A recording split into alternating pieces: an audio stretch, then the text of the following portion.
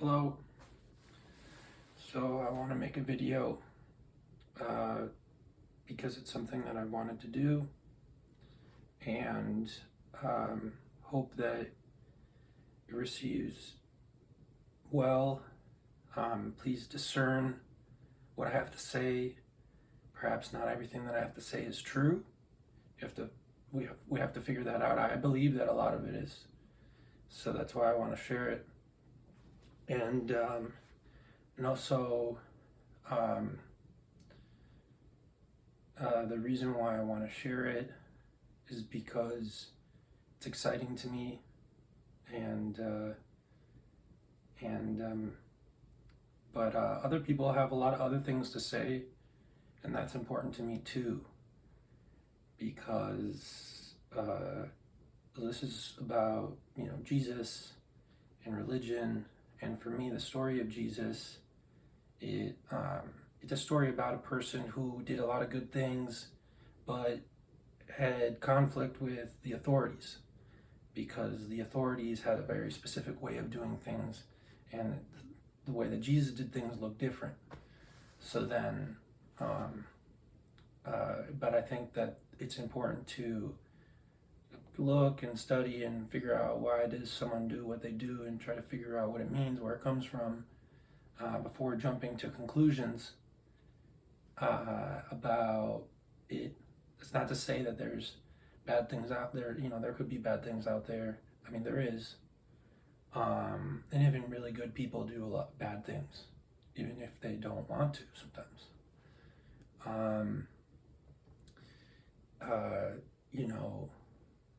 My brother told me that, it's good to acknowledge this, and I agree, is that I'm very privileged because I get to study these things, I get to read these things, I get to talk about these things, so other people don't. And so that's a warning, because in certain circumstances, this information could get you hurt. Especially, and that's why I don't agree with organized religion, because they're often constructed in a way where, everything's regimented. You can only say certain things, you can only do certain things, and there's a wisdom in that. There's a reason why that is.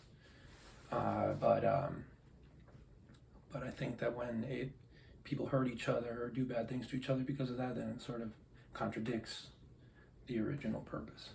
So I have this. This was given to me by another brother,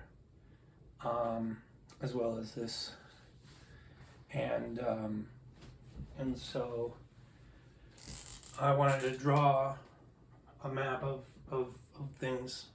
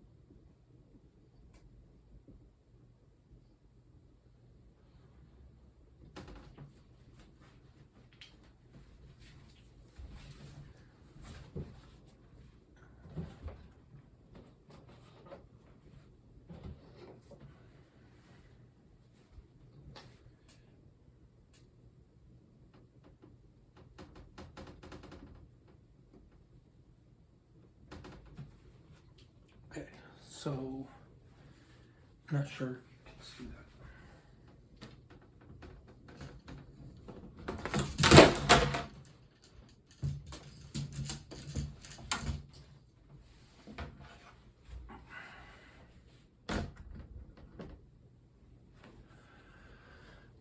So basically, this is a map of the old world. I live in the new world, and I believe that a lot of problems in the new world, Americas, whatever, are because of things that happened in this part of the world. And I think this is important to try to understand, to make peace, and and understand why maybe some things happened, not to place judgment or say, oh, it's their fault, or without forgiving, because we do bad things too.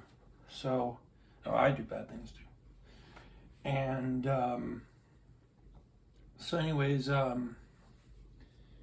so what's important here, I think, are two rivers, which are the Euphrates River and the Nile. And the civilization, or just the city-states that developed in the Euphrates, developed around these, what they call these gods. And that's just the way it are. There's this guy, his name is Baba Heru, and there's all these other guys, like Chester Higgins, and all these people who are Pan-Africanists. They want to study ancient Egypt, and they talk about, the God is a Germanic word. So in our languages, we view it that way. They worship these things. What did they worship? You can watch another video about the Quran. They talk about how they worshipped Venus. They worshipped the moon. They worshipped the sun. But those are observations. That's just science. That's knowledge. Oh, look, I see it. I'm observing it. People observe the sun, and anyone who observes the sun knows that it's really important. The sun gives life to plants, autotrophs, and animals eat that. And where there's no sun and it's dark and whatever, but that's not always the case. The sun can also hurt you. Solar flare can do bad things. Supernovas, whatever. There's all these different things. So worshiping is kind of irrational. So then, that's the story of Abraham. And that was important for all these people over here, because Abraham was someone who said that, no, we shouldn't have these, little figurines and dolls and things like that, because the thing that we are worshiping is invisible. It's everywhere. It's and it's not the moon, it's not the sun, it's not all these things, and that caused conflict with his family. It ended up causing conflict with his dad, and it ended up causing conflict with his son, because he almost sacrificed him to this thing, but he didn't. And so now, all these people, that's the story they tell. It's very complicated, and they tell it to, teach a lot of different things. I don't know how much evidence there is, but I think one day we'll find more. But these people, they went over here, and they traveled down here, and they went to Egypt. And I've heard videos on YouTube of rabbis and things like that, and that's where the word Hebrew comes from. It means to cross over, because they crossed over from one place to another. And a lot of Egyptologists, by the way, Egypt, like many of those people I mentioned before, will say it was a city. Actually, it was a city, a port city, and the Greeks, those were the Greeks who, that's how they knew this ancient society. One of the names for this ancient society is Kemet. But I'm just going to say Egypt because that's what everyone knows. But just know that, these names are just kind of the names that we use. And so anyways, they went to Egypt, and they there's there's not too much evidence for that, because in the temples there's no, and they know that there's this group called Hyksos, and they don't really have too many good things to say about them because they came in, disrupted a lot of things, and but they assimilated. And there's this one Jewish scholar, historian who made an article you can look up, and talks about how the Hyksos assimilated, became pharaohs, or a royal house, or and enslaved these other groups that they're actually related to.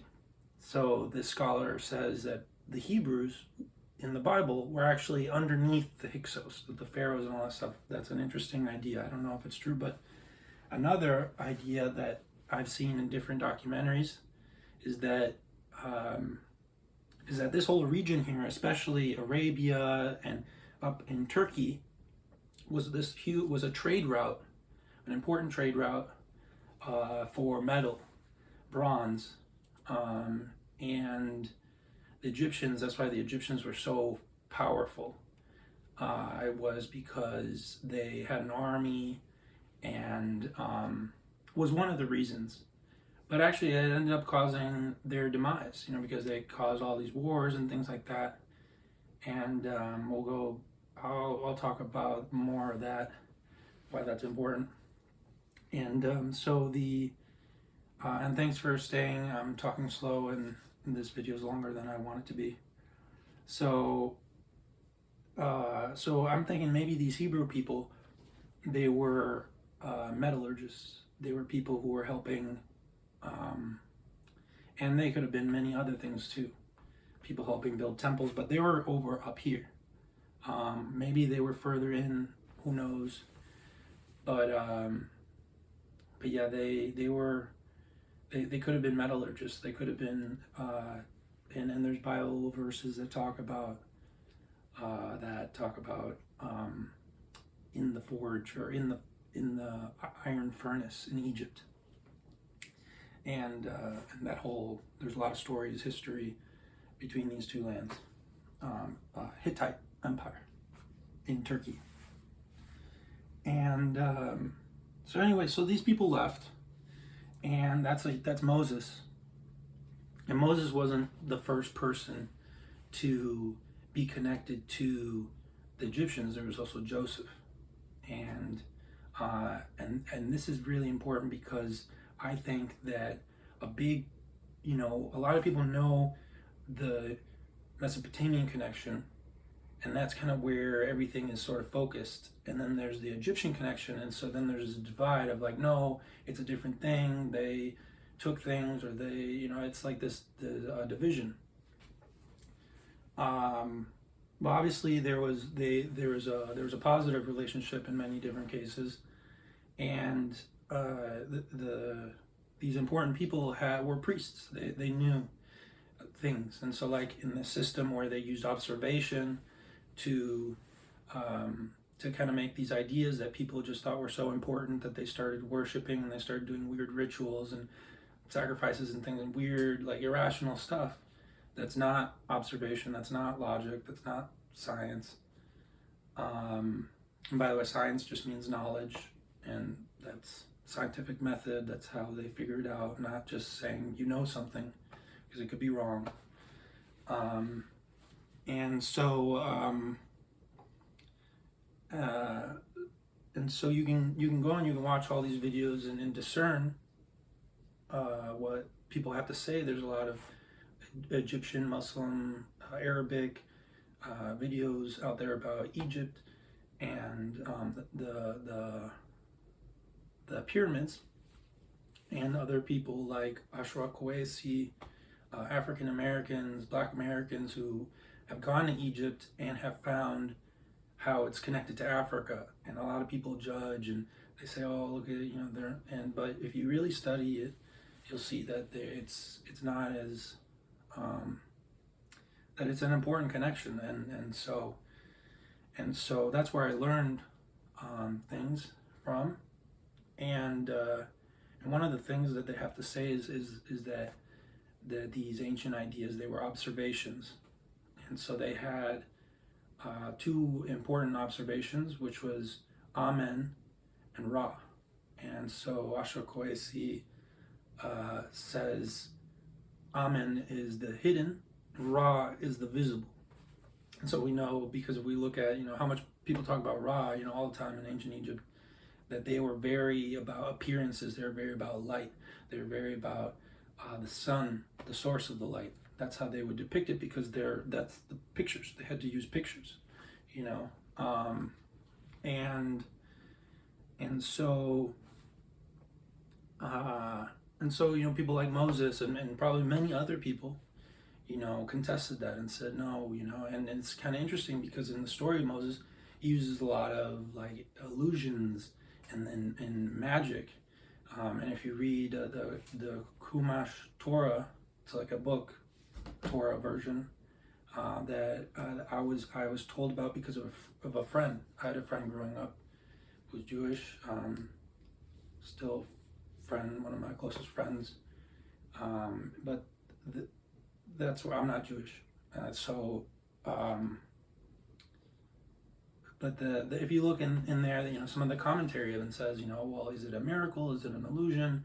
Some people say miracle, some people say illusion or magic. So, but it was interesting that, you know, they're worshiping appearances. They're worshiping the way things look and the way light works. And that was incorrect. You know, there's something much bigger, something much more mysterious. And that's kind of the wisdom from this part of the world that these people brought over. And some of the Egyptians knew that. And part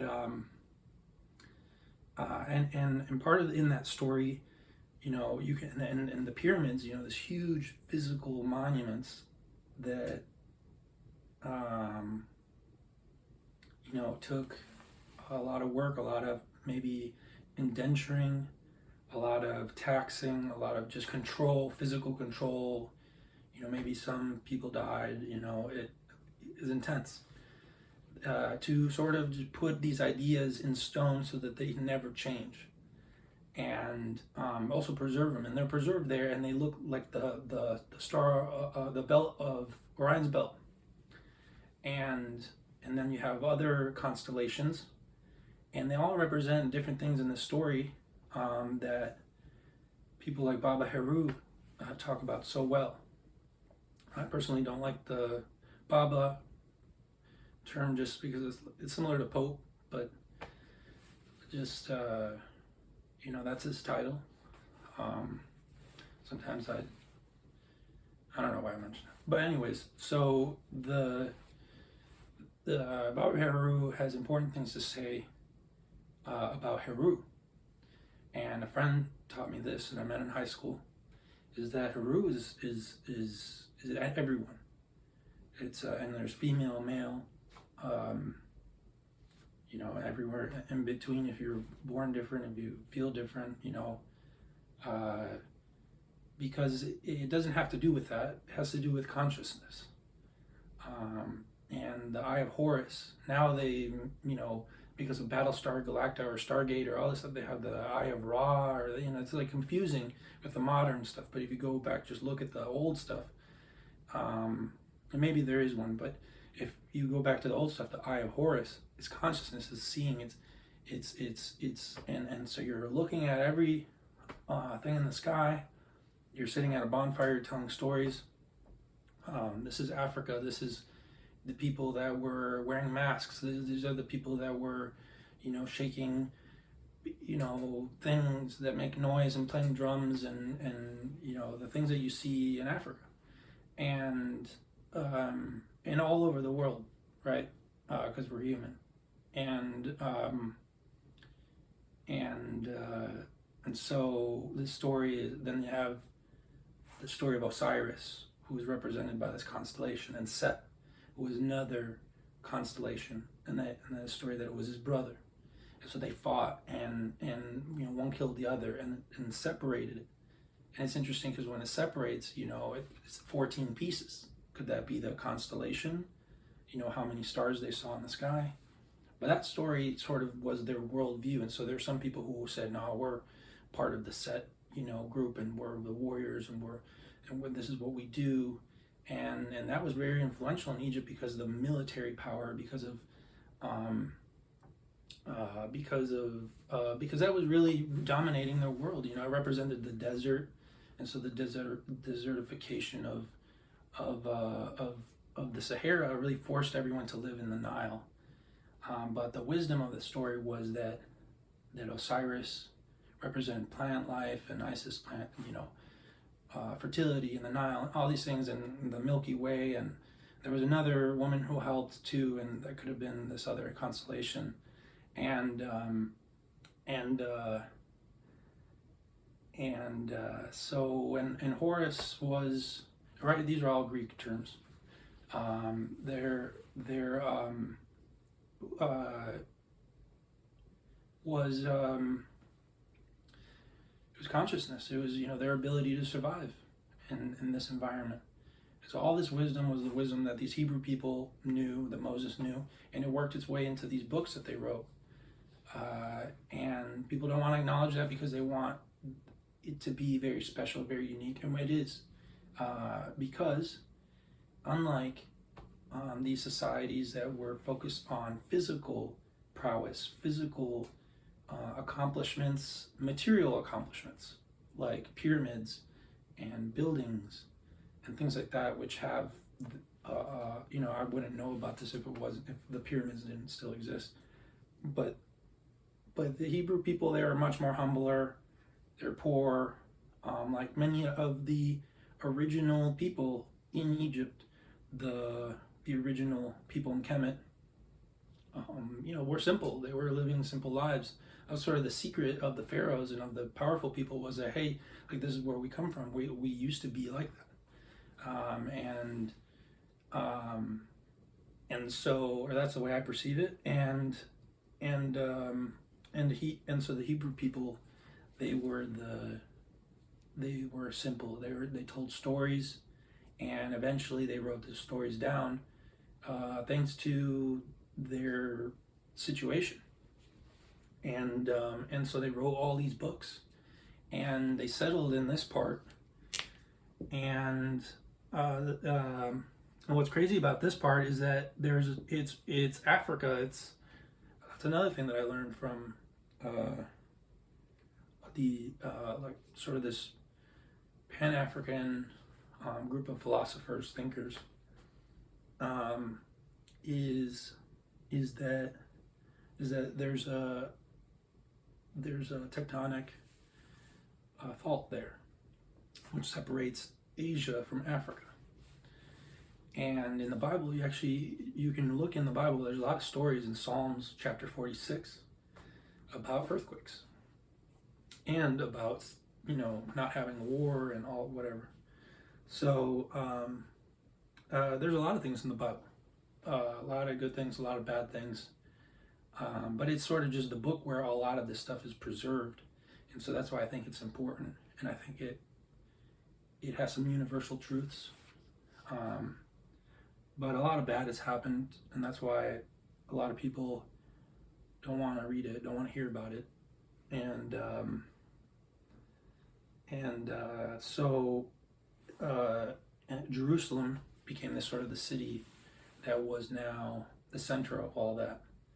And one tribe out of many different tribes sort of became the center of that, which was Judah. There was also another tribe, Benjamin, I learned, that also was involved in this city. And in different times there were the Assyrians, there were the Babylonians, and if you read in the Bible in Jeremiah, he told the king, like, hey, don't fight, like, let him take it, and you'll survive, and you'll be able to tell your story in the future. And they hated that. I mean, the king they burned everything, all the things that he wrote, and but it survived all these different changes. And so now today, because of all the different people that have been involved in this area and these books and stuff like that, we have the term Jewish, and Jewish comes from the word Judah.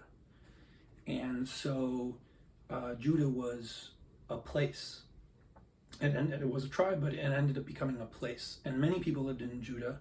Not everyone believed the same stuff. And if you read the Bible, you can see the scribes and the priests, they were saying, hey, not everyone's believing the same stuff. You got to believe the same stuff because of the wisdom, or because of the religion, or because of, because God says so.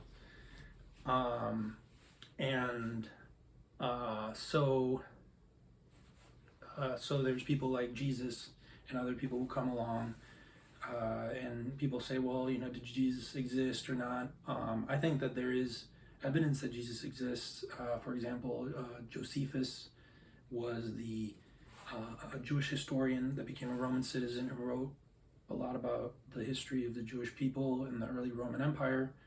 And he mentions James, which was Jesus's brother. There's a lot of stories in the Torah that are similar to the things that Jesus said, things about forgiveness and things like that, and about the importance of names. And his name means salvation. So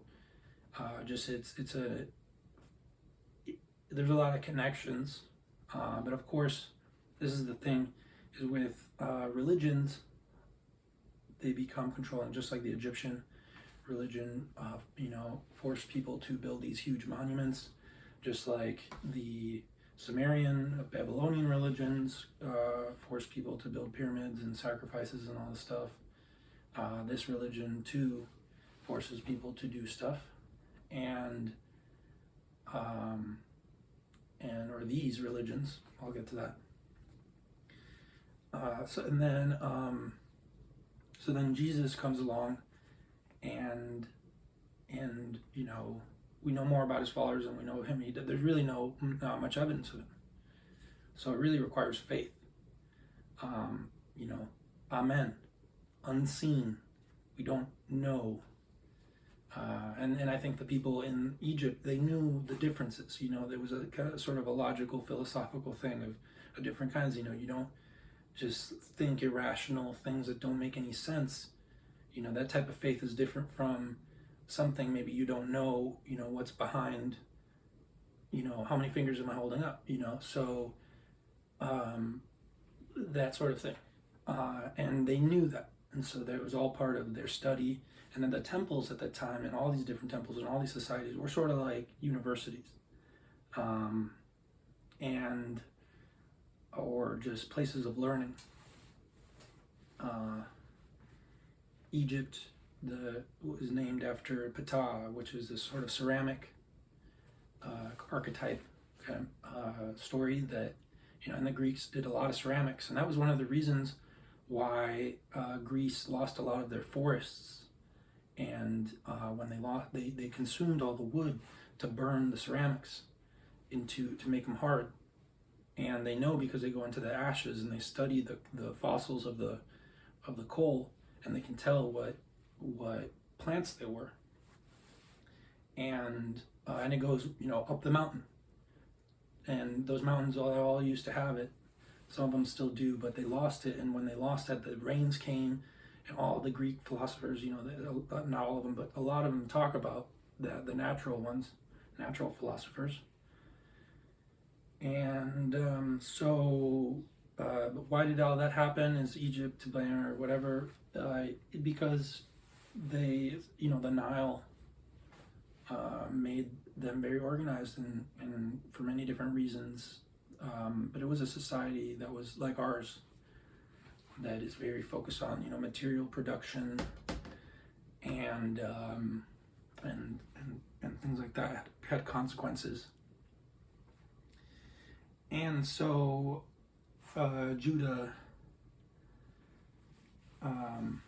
is at home to many different people, and some of those people didn't say the things that the people were saying.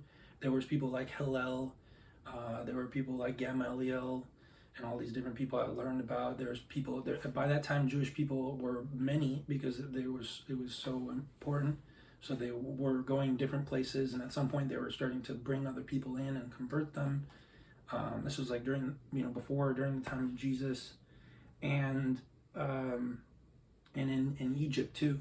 They're all now, by that time, they're all in the Nile, and people like Philo were mixing different ideas, but it was all mixed from the very beginning, because these religions, these pagan priests, they were like philosophers. They were observers, and they created archetypes, but people worshipped them, and that's where they made the mistake, is that they didn't understand the difference between a concept and an idol. And so the thing that won, the argument that won, was this argument that was, and it won by force a lot of times because they got unsatisfied of trying to convince people, and they said, everyone's evil, we got to kill them, whatever. Not good. So, and contradicts the original, all the original stuff. So,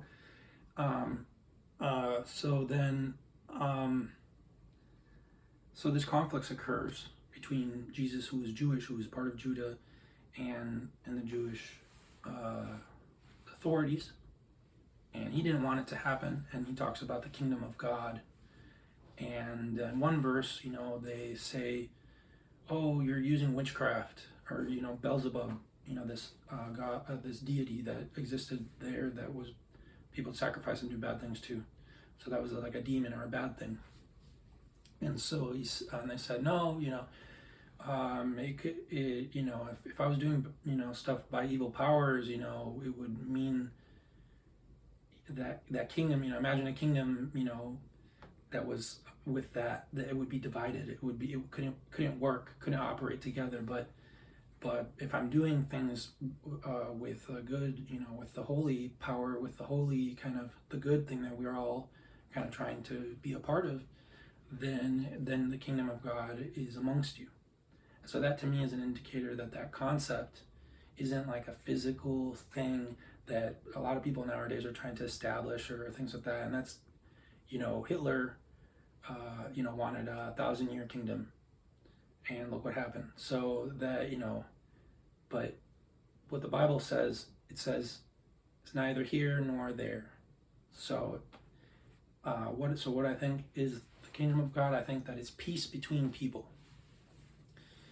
Peace between particular Jesus and the authorities saying stuff, and it's contextual because their kingdom was being sieged by the Romans. It was crumbling. People, there was like revolutionaries. They're fighting. They're killing people. And there's this one dude who was trying to preach all this stuff and do all these things, and he just said, "No, like, we just need to, the kingdom is just you and me. There's just our relationships. And that's God. That's something bigger than this worldly thing that we're fighting over." So it's all contextual.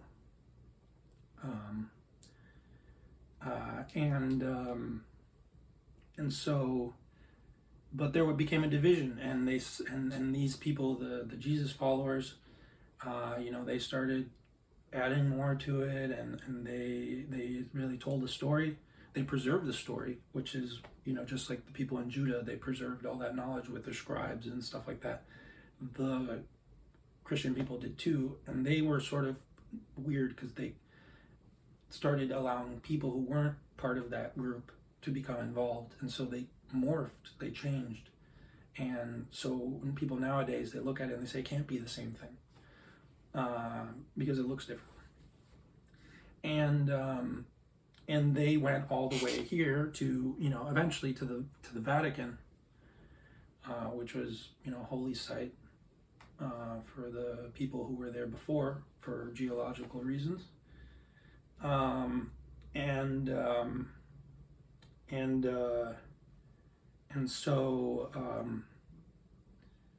then elsewhere, Russia, they went up to the Eastern people. They went to India. They went to Iran. They went to India. They went to all these different places. They found some stuff in Western China. So they went everywhere, but they changed, and a division occurred. And so now a new religion formed, even though that it's technically the same. And so the conflict is between organized religion and unorganized religion. And that's why I think all these three religions are actually the same religion. They just became different religions because it's organized religion versus people just trying their best. And so anyway, so then here, and they called themselves the Catholic Church, which is universal. So technically, they're supposed to be the ones accepting everyone. But human nature, it is what it is. And and they did a lot of bad things, but they also did a lot of good things. So, but they introduced concepts that were very rare. For example, if you read the Bible, the Torah, and all these things, especially the later books that are included, they talk about God as a father. And that was a metaphor that these scribes, these people who got very poetic with the way that they were writing, would talk about, this sort of big, mysterious thing. And that became sort of the dogma of this new centralized religion. And later on, we'll see how that causes division, because people are going back to the original thing and they're saying, no, no, no, you can't say that because that's not true, and all this stuff. And that was the conflict of Jesus. Jesus was saying a lot of stuff that people couldn't accept, but he was just trying to do good things. If we have faith in the story, is everything that is in the story true? Did he walk on water? I heard some guy on YouTube say that he was walking on rocks that were placed there by the ancient Hebrews, and that's kind of, to me, that's miraculous as well. But it's easier to believe. It's obviously not what's written. So we can make up as many stories as we want, but at the end of the day, I think the fundamentals of these religions are the most important. All the stories in the first books, they talk about not killing and being at peace, and reciprocity, between us and people, and the heavenly things, the big things, and just being complete, being whole. Peace, these things, these ideas that were really important.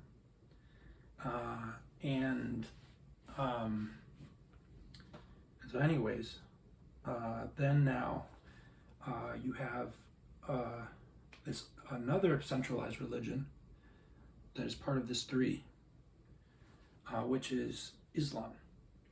And a lot of people, will say, they'll make the chronology of it the way I'm doing it, and we'll say, that was the third one, and so it's sort of a newer thing. And that's one way to see it, but another way to see it is that it's actually an older thing that's always been around, because it's just different.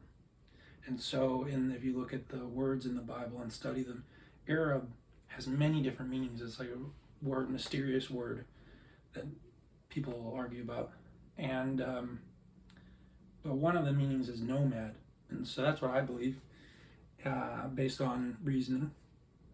And they traveled all up and down, and some of them, even in the stories of the original books, were related to Moses, especially through these different tribes like the Midianites.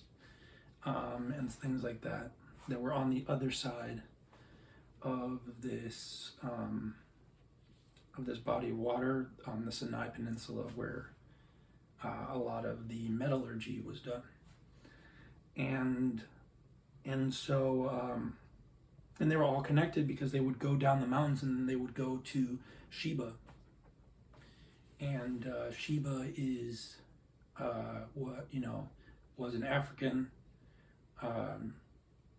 empire that was part of East Africa and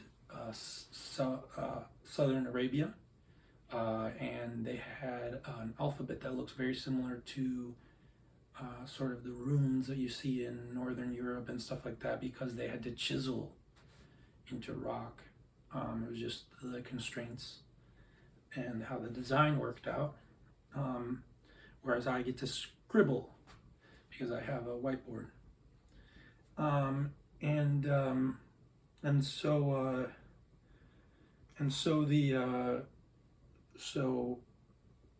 They traveled up and down this route,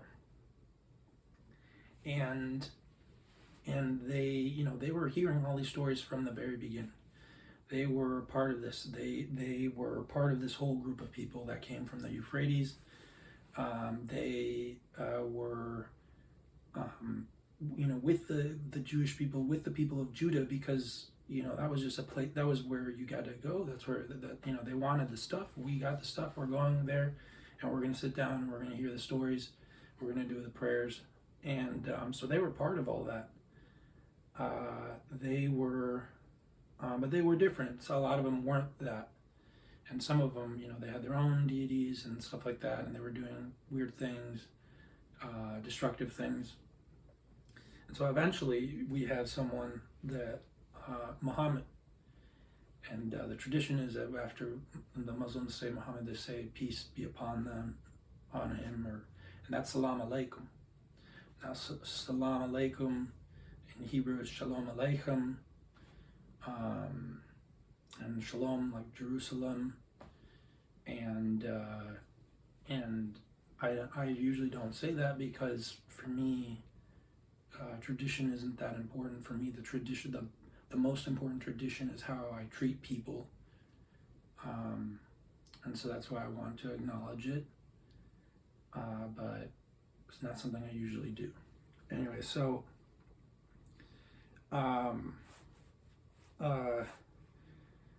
and so Prophet Muhammad,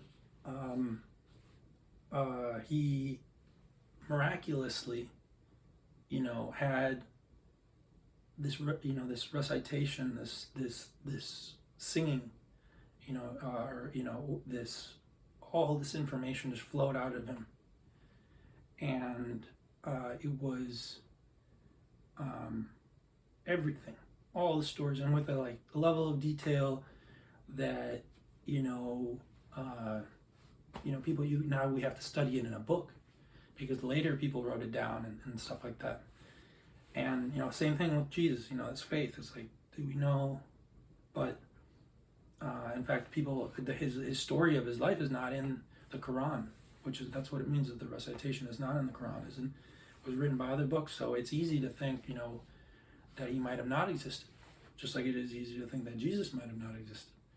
And so what inspires me is one of the concepts of ancient Egypt is balance. And so if I were to say one doesn't, or if I were to say no, that's, I would risk, the same happening to me. And so I try to keep an open mind, and that's actually been really good for my journey in trying to understand this stuff and the wisdom of it and gaining the wisdom from it. And so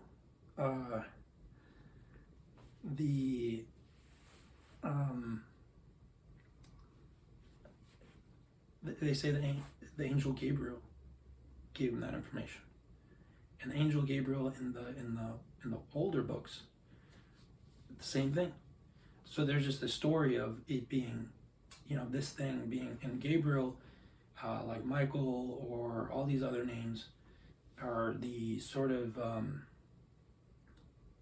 they're trying to add concepts to El, and that's a really special word that comes from Abraham, that comes from the original these original ideas from Babylonia. Some people say it was a sort of an archetype in that society already, but it's the main thing. It's like everything. It's the source of everything. It's not physical. I had one Israeli person tell me that the word El in the Hebrew Bible means towards. So even that word in other contexts, not when used as the name of God, has a concept of towards, and that's the article in Arabic. You say al Arabiya. It's like that thing, towards. That's the way I see it. I'm not sure if that's true, but then with Judah, which was very influenced by ancient Egypt, they, in the Hebrew, they say Elohim, and all people always say, oh, plural, all that, but something that you don't hear that often is ha. It's Elohim. It adds an H at the end to it. So, and in Hebrew, words that ends with H are feminine. So, and by plural, a lot of people say because it's so big, because it's so amazing, and that's one perspective. that seems reasonable, probably the most reasonable. Another, my perspective is that there, it's forces, things that are, everything that's happening. It's all one. It's indistinguishable. You're not thinking, the sun is the force that is the most important in this world. There's something that controls it. There's a force behind it, mysterious, a hidden force, and there are all these forces that are working together. That's my perspective, and even Jesus and all these people that lived during that time, they spoke Aramaic, which is a language from the north, and they said Allah, and they're all just like variations of the same thing, because of these people, a lot of them, they didn't know how to write, and so they just said it, and so and then it got written a million different ways, but because it's so special, the traditions and the religions, they made it very important to know how to write it. And so in this tradition, in the religion of Islam and in the Quran, is written a specific way. And that wisdom is just the wisdom of that everything is one, is part of one big thing. And so and a lot of the conflict in the Quran is kind of around that, they're just like the stories that are the narratives. And so what's interesting though is that this Islam thing, it seems like a different thing, it seems like a new thing, but it's not. It's part of this old thing that's always been around, because these people were always connected to it. And so, but now it becomes the third organized religion that's set up in another place that was popular for the religions because of its geological. What's curious is that both the Vatican and Mecca are both near volcanic fields. So,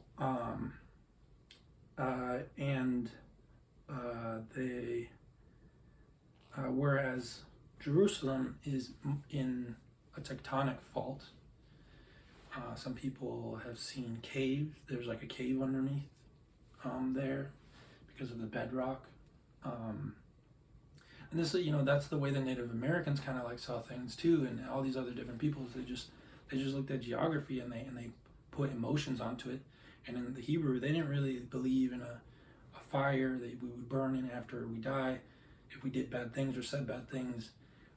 They saw, really just a place underground that was empty and dark, where you really didn't want to go. And if you did bad things in this life, you would go there quicker. Or, if you were too focused on the material things, you would sort of be very upset when you go.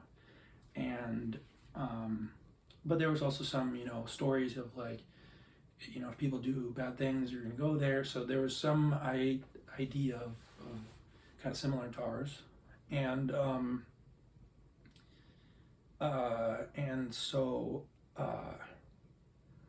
then I don't know. So that's I don't know what happens. But I do good things because, I'm just trying to I try, but maybe am I good? Am I just another white splainer? Not like in an ironic way, but, it's real, I have privilege and I get access to all these things when other people don't.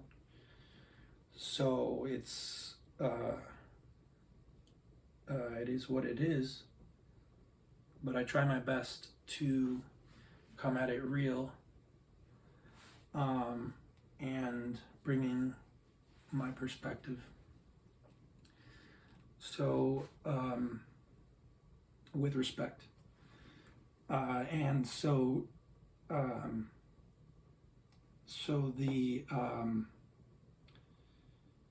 So now we have three, but they're one, but they disagree on certain big things, and they developed over time. So they've developed different things that aren't even in the original books. They have other books, and so but they all have that. So, and this is, only one little part of the world, but now we're all like a lot of people around the world are all part of it.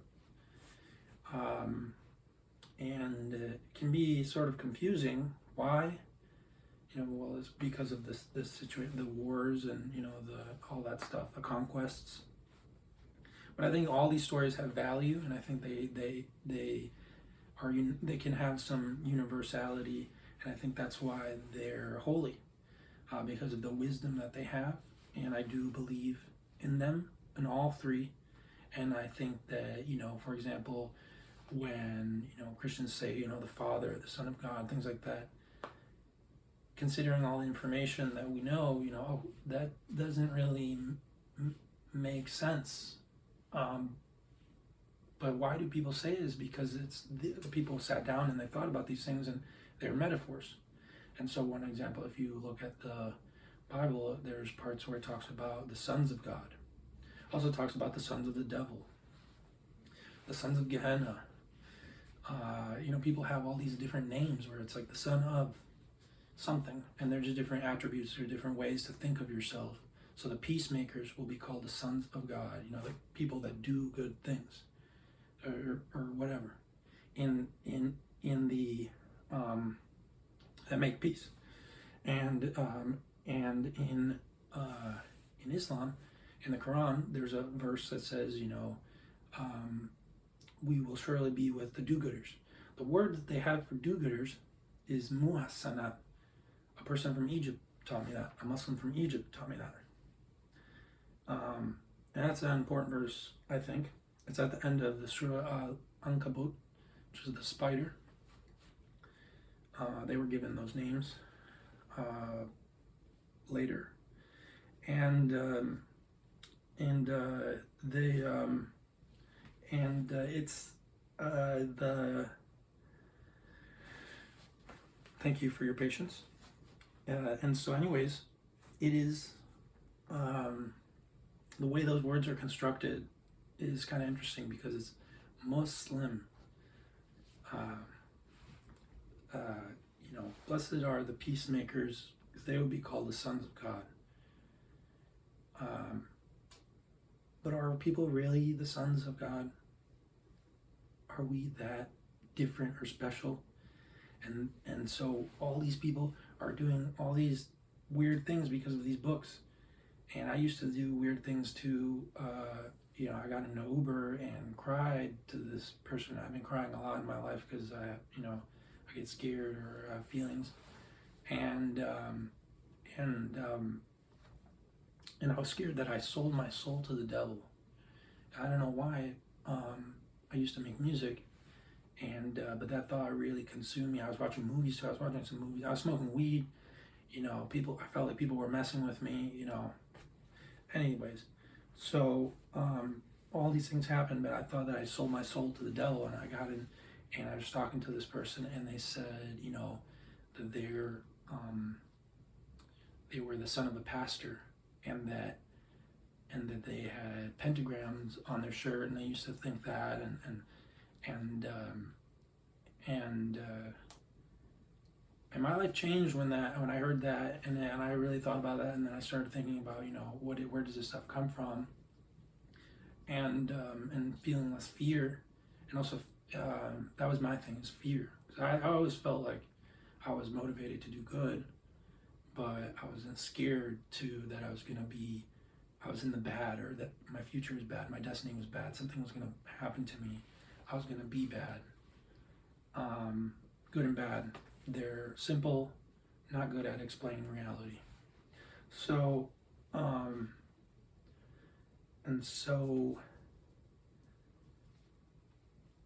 the book of Revelation was a really important thing. It was really intriguing. I really wanted to know, what did it mean? And there's someone that shared with me something really important. They're Chilean, just like me, and they said to me, or at least that's what they told me, right? Because it was online. They told me that I never met him. They told me 666. Could it be, this chip or whatever that people say it is? honestly, people have done some messed up stuff in history. They're probably still going to do some messed up stuff because some book said something that inspired them. Even if they never read the book, they'll still do some messed up stuff. So, well, I'm not going to tell you that that's not true, but it's unlikely. Um, what this person said was that 666 was also the amount of gold that Solomon had. And that was like a big eye opener because I thought Solomon, that's salam, shalom. And they on their hands and on their foreheads, and in different parts of the Torah, they said hands are the actions, and thoughts and your forehead is your thoughts, and that's why they wrap the things around it, because they have the little pieces of the scripture, And I have bad circulation, so I'd definitely, that's not my tradition either. So, anyways, but the people do that, and I respect that, and it's for a reason. It's a wisdom to remind themselves of something, and so but and you can't sell or buy from anyone who doesn't have this mark. And then so other people say the mark, it's allegorical. This is all an allegory. It's a story that isn't necessarily true. It's symbolic. It's trying to tell you something without trying to tell you. Why? Because if you say it, someone's gonna hurt you, because that's what life used to be like back then. And so an interesting thing is it talks about this woman who's doing all these bad things, a W word or whatever, and drinking the blood of the people and the prophets, the people who are speaking out and saying things. A curious thing is that in these religions, specifically this one and that one, or that people would castrate themselves or be forced to live without women. And so, the woman to them was the church, the organized religion that they were a part of, or at least in the Christian, the Christians said that. And so Nostradamus, our woman, nuestra dama. And so Jesus was all about sharing. It was all about trying to bring people together, about making peace, about making, egalitarian society, and that wasn't dogmatic, or controlling, possibly not authoritarian, because he himself, these are just stories that we have of him. Who was he really? I think that is a good question to ask. But he became this authority person. He became this to the people. He became a Messiah, and that word, it means anointed. And I believe that he's a Messiah. He's the Messiah for me, because the anointment is just, they used to do that in Egypt and give people that because to make them special, to make them unique, to say, what you did was, what you're going to do, is important. All these different things. They do that in the Catholic Church. In the Catholic Church, they do that every time, they baptize. A lot of times they do that.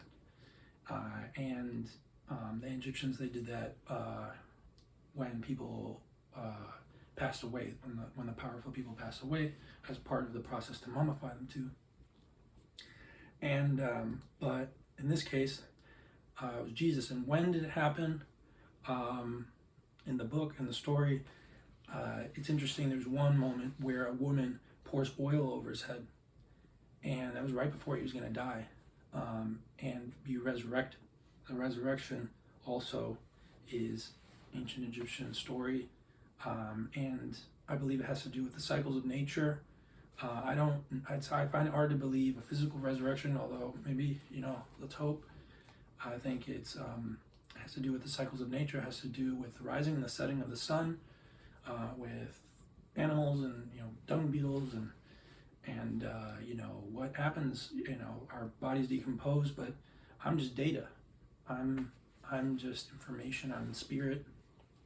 And perhaps when after I die, I believe that it's possible that can manifest itself. And so it manifested for his believers. In the story, Jesus appears in many different ways, as a ghost, as walking through doors, and as they thought it was somebody else. It's like, who is this person? They're talking like Jesus. They're doing things like Jesus. They might have looked like Jesus. There's a lot of people in that part of the world who did and believed the things he did because they were all rooted in these stories, in the older stories. And now the people in the Quran, they look at that and people argue, is like, did he really die? Was it somebody else? There, of course, like I said, that I'm not a dogmatic person. Who knows, really? Is this something that we want to, create conflict about? I personally believe that what the Quran is talking about is that it has to do with the way that Jewish people viewed themselves. If you read that Surah An-Nisa, or however you pronounce it, the woman, a lot of it is about Jewish people and Judah, this part of the world where the Arab people were walking in and out of the central religion, the things that everyone was in the periphery of that, and not like just Jewish people. And that's one of the things, is that a lot of Christians and Muslims, if we were to categorize them that way, are against Jewish people, and that doesn't make any sense because it's all connected. And technically, anyone living in Judah is, by that definition, Jewish. But that's not how we view it, of course, because we have all these other ideas. And so the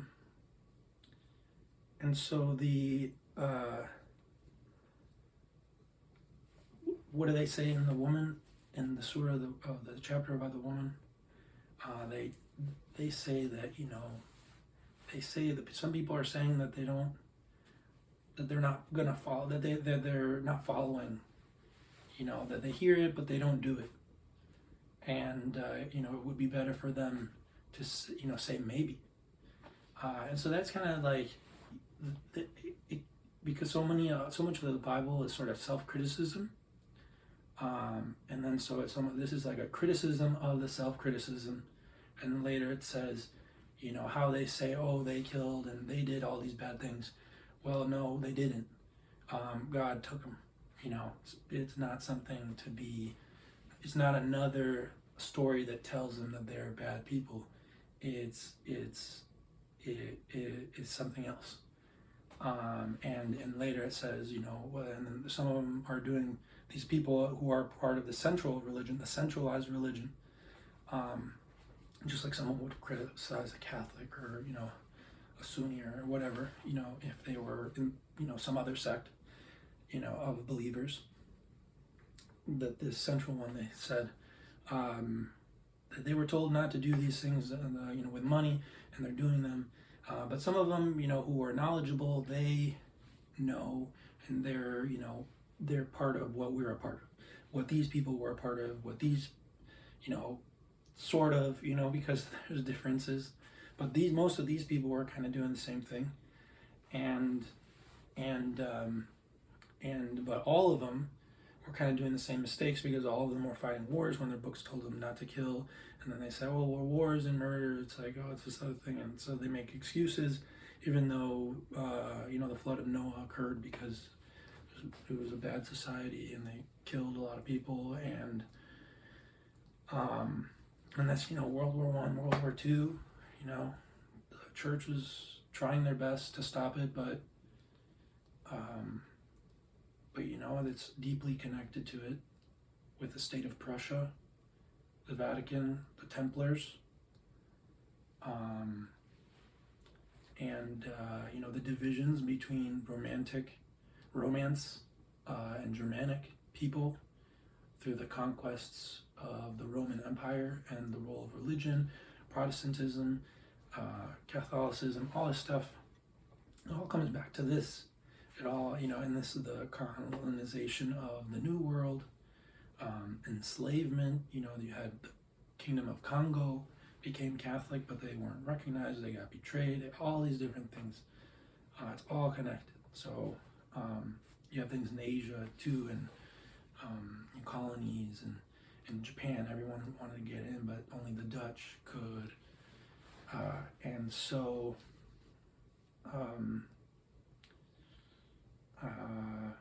and everything else. So then, yeah. So that's I think that's a lot of information to share, and I think that to summarize my thoughts, I think that what's important is to not get too dogmatic.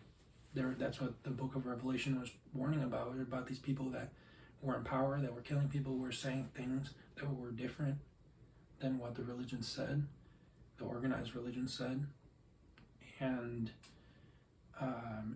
that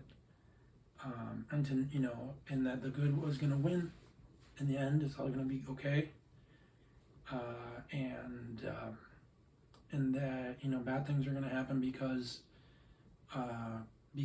people are focused too much on the organized religion and traditions and dogma, and they're not giving to people who don't belong to those things. They're only buying and selling to the people who are shalom, and who are part of this thing. And but there's other people. There's pagan people. But they're people too. They're human beings. And just like I described, they're all very connected. If you can take all of these and extrapolate them to all the different systems and come to similar conclusions, and in the end, can't control the world. It's just people are what they are. But I think, I stand where I stand, and I, try to push, my thing, which is the wisdom of it, to bring people, to kind of see what other people are seeing, to maybe bring peace. I don't know.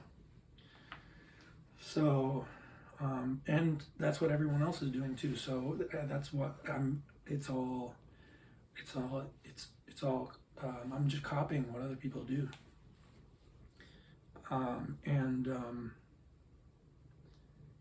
so that summarizes this video. I hope that you guys made it through the hour-long rant about this, and hopefully God, Allah, whatever you call it, where you're from, shows you everything that you seek and helps you differentiate what is written from what is good, and find the good in what is written. Jesus talked about that too.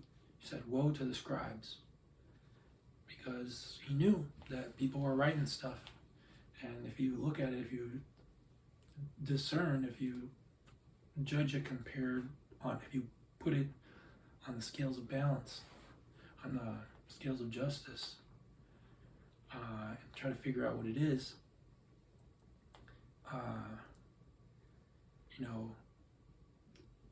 one rabbi, which is a term, great person.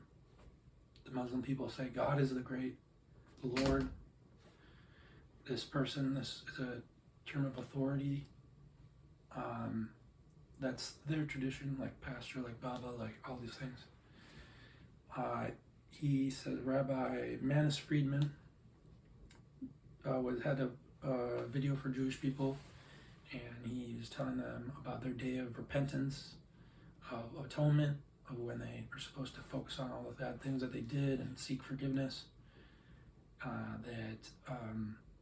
That judgment isn't just bad, it's not good or bad.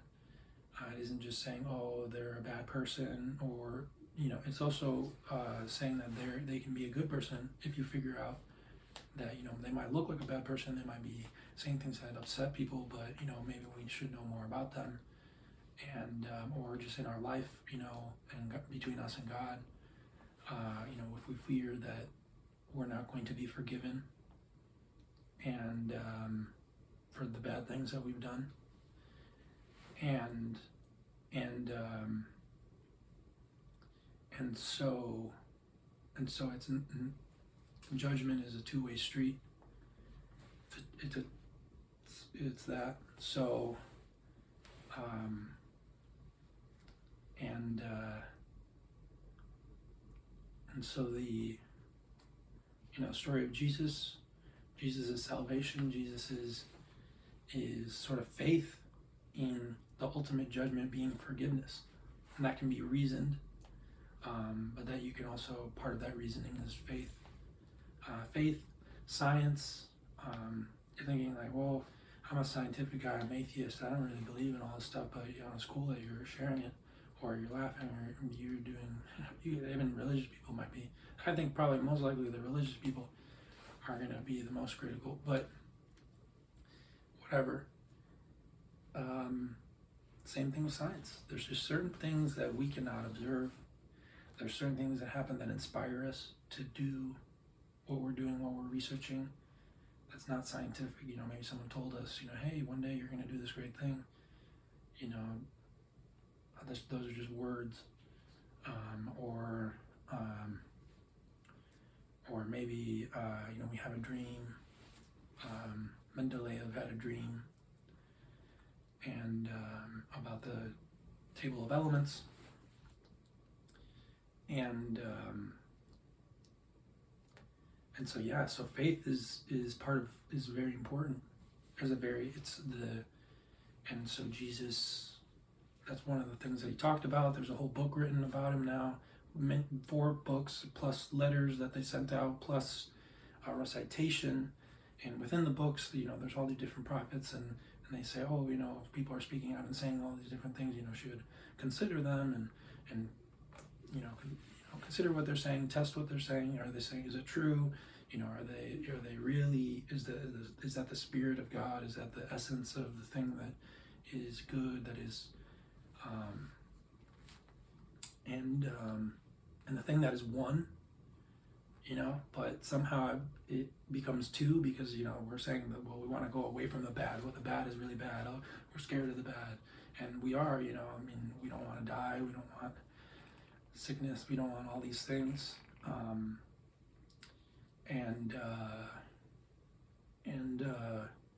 But I believe that it's from the same, it's just a force. It's a force it's all part of the one thing. And, but that one thing wants us to, it created us. So, it's like logic. It's like, what if, why destroy that? It has to destroy, and that's what someone on the street said to me, that God loves, but God also has to destroy. And that's why we should fear him. And that